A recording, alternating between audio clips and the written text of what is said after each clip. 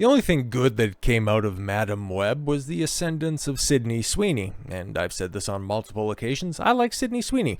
Not for the two obvious reasons, but for the simple fact that she has maintained a high degree of popularity without overplaying her hand. When she's been confronted with awkward situations surrounding the bomb that she was a part of at the beginning of the year, she just laughed it off. She didn't take anything terribly personally, and she just maximized her strengths. Good for her. I think that she's doing it best out of anybody, specifically from that film. And, well, frankly, in the wider Hollywood zeitgeist, I don't really think that there's a more appealing actor or actress out there right now. Just her simple apolitical, non-controversial, not in a way where you're just trying to go out of your way in order to not offend anybody, but just by simply living her life, taking the best of a bad situation and B, turning it into an incredible positive. Good on her. I wish her nothing but success moving forward, but in moving forward, I don't really know what she's going to be doing. She's had another movie come out, like there was mostly the way that she could play off the failure that was Madam Web was that she had also at the time the #1 rom-com very likely of 2024, Anyone But You, I think that's the name of it. Ended up grossing a whole bunch of money, and it was far more popular than Madam Web. Even its memes could drag it along to be. But she was just in some nun with a Covenant or some nun movie that was apparently atrocious. But because it wasn't that type of special bad, didn't end up bolstering her or really hurting her in any way. Right now, she's kind of infallible, and because of that Teflon-like persona, you get goofy-ass headlines and a bunch of reactionary content that tries to say Sydney Sweeney and her double D breasts are being hailed as proof that woke culture is dead. Talked about this quite a bit lately, and I will continue to do so until people finally drill it through their thick skulls. Just because you think, or just because you don't like something and you want to say that it's woke because you don't like it, doesn't actually address the underlying problem. And the more that you just throw that term out there, the less it works, the more it just gets whittled down and diluted, and it doesn't mean anything anymore. Goes the same way as calling a liberal a snowflake, or hell, even a dyed-in-the-wall leftist a liberal did. You just continue to say that things are woke without substantiating your claims. You just look as insufferable and uneducated as the people that you're trying to dunk on by saying that what they do is woke. And then also, to hold up somebody who is very much politically undeclared, a 20-something-year-old girl as the tip of the spear in killing woke culture, you guys are being silly. And that's about the nicest way that I can put that. First time Sydney Sweeney's father saw her naked in a graphic scene on HBO's provocative television series that, trust me guys, it's definitely going to be coming around for a 3rd season. We're definitely not having a problem with the staff or the cast, but don't worry, we'll make it happen. But Euphoria, which again, I know why Sydney's currently popular right now, and it has nothing to do with her acting resume. 5 years and many explicit scenes later, he is a proud father of one of Hollywood's hottest rising stars. In a recent hit rom-com, Anyone But You, I did get that right. Spooderman spin-off Madam Web. I'm sorry, recent hit, and then you go with a rom-com, and then with Madam Web. I got news for you. It didn't even break $100 million worldwide. Stop it. I don't even want that in the same sentence. And starring this month as a pregnant nun in horror movie Immaculate. That's what it was. Heard nothing good about that. Still, only 26. Sweeney produces her own films and is tipped to star in Marvel blockbuster Spooder Woman, as well as being poised to remake Jane Fonda's brazenly libidinous 1968 sci-fi action movie Barbarella. Yo, I didn't hear about that. That's kind of crazy. And I didn't anticipate that in 2024. But also, we've also talked about the future prospects of Hollywood and them going back to just lower budget, lower risk action films. Well, if they want to have a female empowerment one, well, hey man, I don't know if they're necessarily ready to run back Barbarella. But Sweeney, has unexpectedly become more than an actress. No, not really. Well, it depends on how you want to frame some of her extracurricular activities, but no, I don't really think so.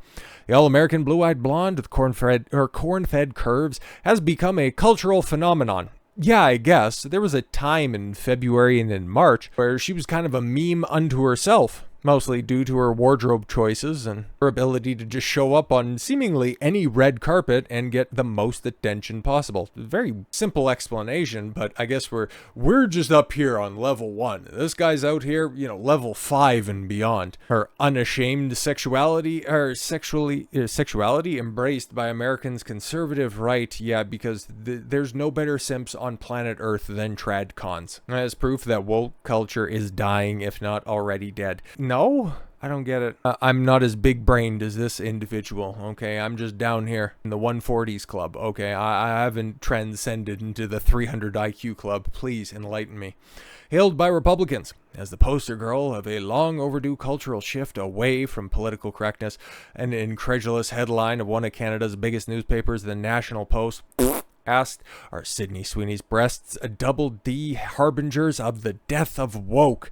Yeah, that could only such stupidity could come out of Canada. Question was flung like a hand grenade into the cultural debate after Sweeney appeared on America's prestigious comedy television show Saturday Night Live. Was this written in the 70s? Is that what we're doing here? Is holding up SNL as prestigious? It's like you're already dating this article horribly, and that makes it even worse. Yeah, in sketches that focused on her body, parodying stereotypes about her highly sexualized appearance. Yeah, there was that one Hooters sketch, but outside of that, one sketch does not quite make an entire appearance, but all right. According to the National Post comment writer Amy Ham, we spent years being chastised for desiring and admiring beauty, because beauty is rare and exclusionary, and to exclude it is to hate.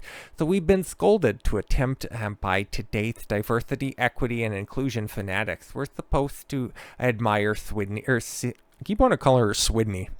Sweeney's a beauty, but we've done it anyways. The times they are a-changin'. Anti-woke advocate Richard Haniana. Sure. Posted a video of Sweeney's performance on social media proclaiming wokeness is dead. And then probably at the same hand, they're also saying, oh, take a look at what Disney's doing, what the rest of Hollywood is doing, and woke is still here. But yeah, man, I've talked about it, and several other commentators have also pointed out that, yeah, we've probably passed peak woke in Hollywood. 2023 was, a big send-off for the ideological infestation with flop after flop after flop of girl boss after girl boss after girl boss, from Indiana Jones not even allowed to be the driving force to his film, to the how many female-led superhero films that you could still hear circling the drain. It's over, Johnny. It's very much over. And now we're just getting just kind of the aftershocks of that calamitous shift. And it's like, it just seems so passe, more so. It's always been bad. It's just even more so now recognizable. Now that we have verifiable flops that the studios couldn't even fortify well enough in order to try to pass off as, in this one demographic it actually worked. No. Flop after flop, failure after failure. There's no coming back from it. So now you just have the Johnny come lately, seeing that there's a problem in another industry. Now that politics is relatively quiet, at least for the time being, I'm just going to wonder, where are all of these proclaimers of the death of woke? Where are they going to be in a couple of months' time when politics starts to really heat up and that starts to dominate everybody's timeline? I just wonder where they're going to be at, worrying about the entertainment industry. Oh, the same place where the rest of the tradcucks are normally at, okay? Just dismissing the entertainment genre, leaving the doors wide open for the subversionists to come in and march through the institutions and indoctrinate another generation. I'll still be here, bruh. I'll still be talking about politics, but, this right now, we have them in a weaker state than they've ever been, and to just try to obfuscate from the actual problem, it's the screenwriting. Okay? It's the screenwriting that's killing woke. It's not an attractive rack from a 26-year-old, okay? It's not a red cocktail dress. But I don't want to be taken out of context or presumed to be incorrect with my assessment that I like Sydney Sweeney. I think that what she's doing is great, and the way that she's conducting herself in public should be applauded. I see articles, obviously, like this, where, oh, the death of woke, you got all the buzz terms that are in there. But highlighting her, also taking proper care of herself and not making that the focus of everything that she does. This is why I like her. I like her personality. I like her for her personality because, yeah, on one hand, yeah, she was endowed with certain gifts, okay? But then also, she works hard for it and doesn't just try to flaunt her effort for social media validation. Like, this is the type of behavior that you reward. Jesus, it's not that difficult. Inside Sydney Sweeney's hardcore health and fitness regimen. From reformer Pilates, Pilates, that's very fancy, to MMA classes and only drinking water. Hey, good for her. A look at how the actress maintains her jaw-dropping physique. The actress, model 26, follows a very grueling yet enjoyable workout schedule consisting of Pilates, cardio, MMA, and water sports. She recently been obsessing over hardcore Pilates-inspired workouts costing around £40 pounds, $50 per class. That's sweeping the nation. And I see her looking like that, and I see that midsection, and it's like, wow, you were blessed in one area, but then in the hip section, it's like, wow, where'd they go? Why you got a torso like SpongeBob? I got those touch of fetal alcohol syndrome eyes. Like I said, I like Sydney, good person, and a very blocky Charlotte Flair-like torso. Strange, but I'll keep it a buck. I see a picture like this, and I want to compare and contrast that to just her being, Jill every gym goer. I don't know about you, okay? She looks 20 times more attractive in that picture than even in the red cocktail dress, okay? Like, that doesn't do it as much as this does it for me, but this is also somebody who went to school to, be an exercise physiologist, so it is what it is, right? Speaking of Wall Street Journal magazine, recently she revealed, I like this place called Solid Core. It's a full-body, high-intensity workout, but on a reformer. It has been killing my ass. I love it. Strange turn of phrase, but all right. Solid Core was founded in 2013, Washington, D.C. by Anne Malum, okay, former nonprofit worker turned entrepreneur. Created the Pilates Core workouts redefined. Speaking of Women's Health magazine, Sydney recalled, it was a grappling competition against all guys, a weight category above me, and I got first place, talking about how she competes in MMA. Guys were probably saying, oh, we didn't want to hurt her, which, yeah, if they're a weight category above you, if they wanted to, they absolutely could destroy you, but, hey man, you come in, you look like this, and you want to just roll around with the boys, and they're like, I bet. Yeah, but they were definitely trying. No, they weren't, Sydney. Come on now. Sydney also raves about the benefits of water sports. Oh yeah? Claiming it always makes her body more sculpted and stronger. I mean, obvious jokes aside, the publication added, I grew up on the water. I grew up surrounded by water. Always running around in a bikini. All right, come on. You're playing into it at this point. Come on. So I like, a chick with a sense of humor. Come on. If I wasn't swimming or in the lake or the ocean, I was skiing or attempting to surf.